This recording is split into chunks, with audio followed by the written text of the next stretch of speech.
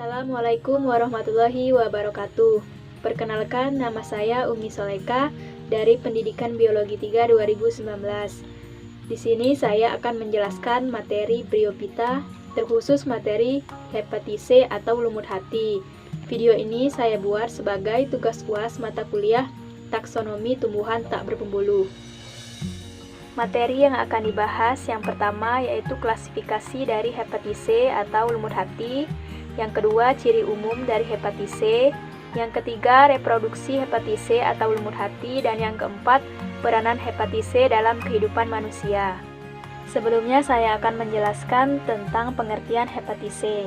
Hepatitis C atau lumut hati merupakan salah satu kelas dari Bryophyta yang mana banyak ditemukan menempel di bebatuan, tanah, ataupun dinding tua yang lembab. Bentuk tubuhnya berupa lembaran mirip bentuk hati dan banyak lekukan. Terdapat rizoid yang berfungsi untuk menempel dan menyerap zat-zat makanan. Tubuhnya memiliki struktur yang menyerupai akar, batang, dan daun. Nah, hal ini menyebabkan banyak yang menganggap bahwa kelompok lumut ini merupakan kelompok peralihan dari tumbuhan Talophyta menuju Cormophyta. Lumut hati beranggota kurang lebih dari 6.000 spesies. Selanjutnya saya akan menjelaskan tentang klasifikasi dari hepatitis C atau lumut hati. Pada umumnya, klasifikasi dari hepatitis C ini terdiri dari 4 ordo, yaitu yang pertama ordo Mercantiales, yang kedua ordo Sphaerocarpales, yang ketiga ordo Jungermanniales, dan yang keempat ordo Calobriales. Yang pertama, ordo Mercantiales yang memiliki ciri-ciri diantaranya yaitu yang pertama, gametofit berupa talus sederhana. Yang kedua, struktur anatomi talus memperlihatkan diferensiasi jaringan, ada ruang udara dan juga poros. Yang ketiga, gametangium letaknya tenggelam di dalam talus. Archegonium mempunyai 6 sel saluran leher. Dan yang terakhir, sporofit yang dihasilkan oleh ordo ini hanya satu, terdiri dari satu kapsul. Sporofit ini mempunyai kaki, seta, dan juga kapsul. Ordo Mercantiales ini umumnya terdiri dari 6 famili, yaitu yang pertama famili Riciaceae, yang kedua famili Corsiniaceae, yang ketiga famili Targoniaceae, yang keempat famili Mercantiaceae, yang kelima famili Monocleaceae, dan yang keenam famili Monocarpaceae. Nah, berikut contoh gambar dari spesies famili. Yang pertama, famili Riciaceae, contohnya yaitu Riccia fluitans.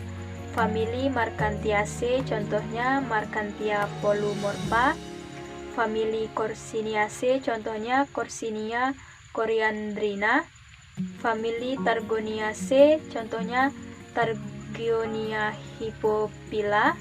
Dan famili Monocleaceae, Monoclea forsteri. Dan untuk contoh dari famili Monocarpaceae itu Monocarpa contohnya, tetapi saya belum menemukan contoh gambarnya. Selanjutnya yaitu ordo kedua, yaitu ordo Sphaerocarpales yang mempunyai ciri-ciri diantaranya yang pertama gametofit berupa talus sederhana, yang kedua struktur anatomi talus tidak memperlihatkan diferensiasi jaringan, tidak ada ruang udara dan juga poros. Yang ketiga, gametangium diselubungi involucrum. Archegonium mempunyai 6 sel saluran leher.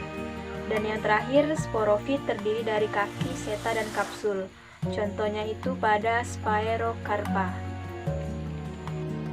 Oke, yang ketiga, ordo Jungermanniales yang mempunyai ciri-ciri diantaranya yang pertama, gametofit berupa talus sederhana, yang kedua Archegonium diselubungi involucrum dan mempunyai 5 sel saluran leher.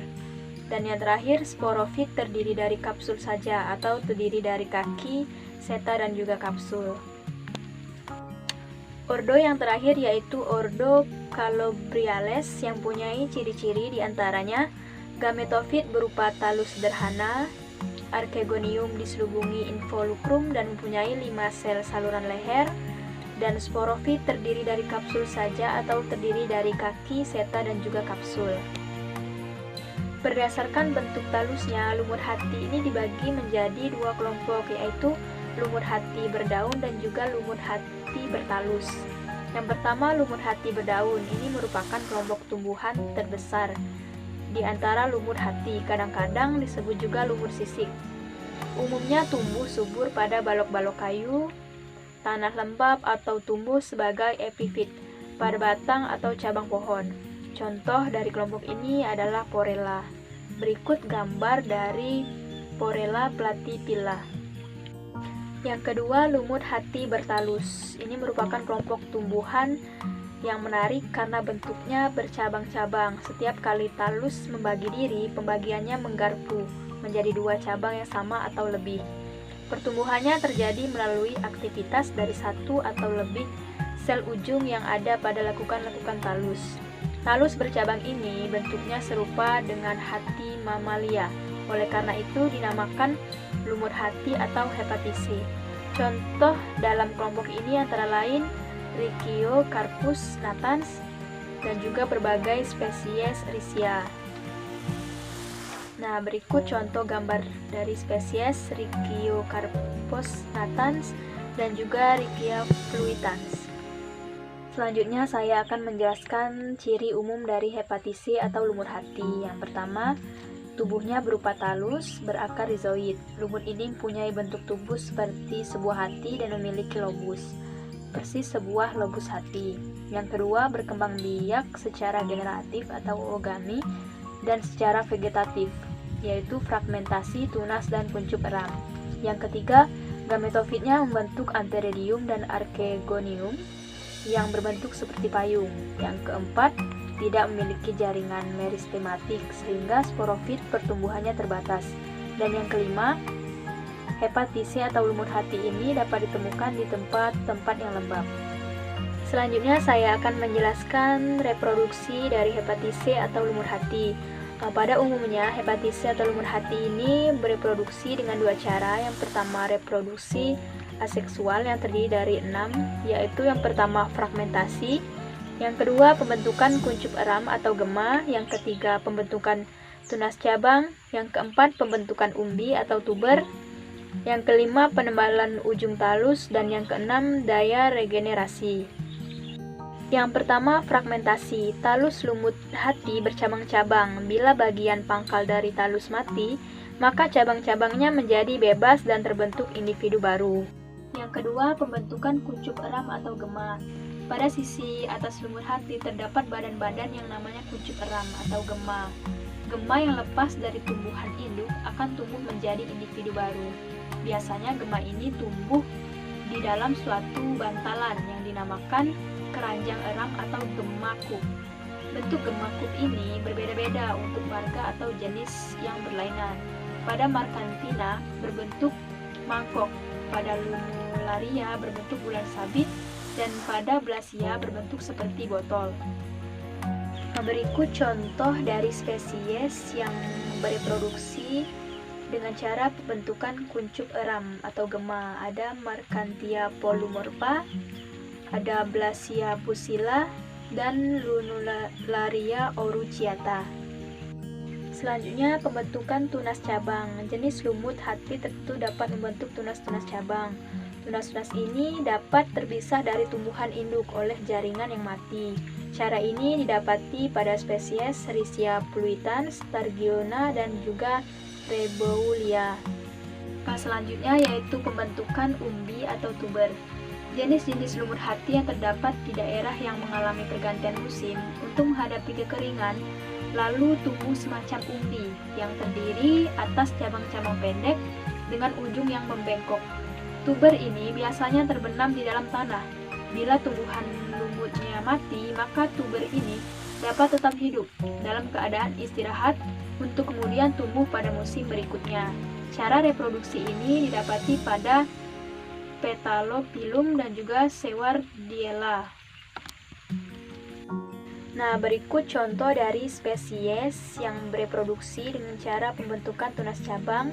Ada Petalopilum ralphsi, Reboulia hemispherica, dan juga Riccia fluitans. Dan untuk contoh spesies yang bereproduksi dengan pembentukan umbi atau tuber yaitu ada Anthokeros sp dan juga Tardionia hypophylla. Cara reproduksi selanjutnya yaitu penebalan ujung talus. Salah satu cara untuk mempertahankan diri terhadap kekeringan juga dapat dengan membentuk penebalan di bagian ujung talus. Bila tumbuhan lumutnya mati, maka bagian ujung yang masih tetap hidup akan lebih banyak jumlahnya. Cara ini dapat ditemukan pada Chaetodium, Athalamia, dan juga pada Cryptometrium. Cara yang terakhir yaitu daya regenerasi. Tiap bagian tubuh dari kelas tumbuhan ini, atau rhizoid atau sisik-sisiknya, mempunyai daya regenerasi. Bila terpisah dari tumbuhan induknya, dapat tumbuh membentuk individu baru.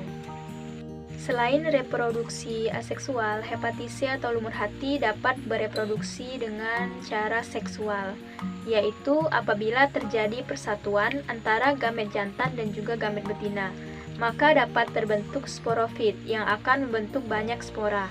Kemudian, dengan spora tersebut dapat tumbuh individu baru. Dalam siklus hidup yang normal, reproduksi seksual selalu terjadi bergantian dengan reproduksi aseksual. Selanjutnya, saya akan menjelaskan tentang peranan hepatitis C dalam kehidupan manusia. Yang pertama, tumbuhan lumut ini memiliki peran dalam ekosistem sebagai penyedia oksigen, penyimpan air, karena sifat selnya itu menyerupai spons dan juga dapat sebagai penyerap polutan. Yang kedua, lumut hati ini dapat dimanfaatkan sebagai tindakan pertolongan pertama apabila terkena racun ular, tetapi hanya sebagai tindakan pertolongan pertama saja untuk menetralisir racun, tidak bisa untuk menyembuhkan atau mengurangi racun tersebut. Yang ketiga, lumut hati juga dapat dijadikan bahan pestisida karena mengandung antioksidan alami yang dapat melenyapkan hama-hama tanaman seperti virus, mikroba maupun serangga sekalipun. Yang keempat, jenis lumut Marchantia polymorpha dahulu digunakan untuk pengobatan hepatitis. Dan yang kelima, beberapa tumbuhan lumut dimanfaatkan sebagai ornamen tata ruang. Peran yang keenam yaitu bagi lingkungan, lumut hati ini dapat menahan erosi. Dan yang ketujuh, lumut hati dapat dimanfaatkan sebagai bahan obat antiseptik atau obat luka. Yang kedelapan, lumut hati atau hepatitis C ini dapat juga sebagai anti jamur di perabotan. Lumut hati yang diekstrak bisa dilapisi pada perabotan rumah yang terbuat dari kayu. Kandungan dalam lumut hati ini salah satunya adalah terpenoid yang bisa menghambat pertumbuhan bakteri jamur atau rayap yang bersarang di perabotan atau sudut rumah. Peranan selanjutnya dari hepatitis C atau lumut hati ini yaitu dapat membantu pertumbuhan tanaman di sekitarnya. Nah, lumut hati ini kan mengandung flavonoid, yaitu senyawa kimia yang fenolik dan juga aromatik siklis yang merupakan pembunuh utama mikroorganisme yang biasanya dapat menghambat pertumbuhan tanaman. Dengan menghancurkan berbagai bakteri pengganggu ini, maka ekstrak lumut hati ini bisa membantu menjaga pertumbuhan suatu tanaman. Dan untuk yang terakhir, peranan hepatitis C atau lumut hati ini dapat menunjang proses fotosintesis. Flavonoid dalam lumut hati tadi kan sangatlah besar kadarnya. Nah, flavonoid ini bisa menghambat enzim dan juga prekursor yang bisa merangsang racun bagi tumbuhan. Dengan adanya zat flavonoid ini, spesifiknya isoflavon, maka tumbuhan bisa melakukan fotosintesis dengan baik di daerah dengan tanah beracun sekalipun. Baiklah, itulah penjelasan materi Bryophyta terkhusus pada hepatitis C atau lumut hati dari saya. Apabila terdapat kekurangan dan juga kesalahan dalam penyampaian, saya mohon maaf. Kepada Allah saya mohon ampun. Saya akhiri, terima kasih. Wassalamualaikum warahmatullahi wabarakatuh.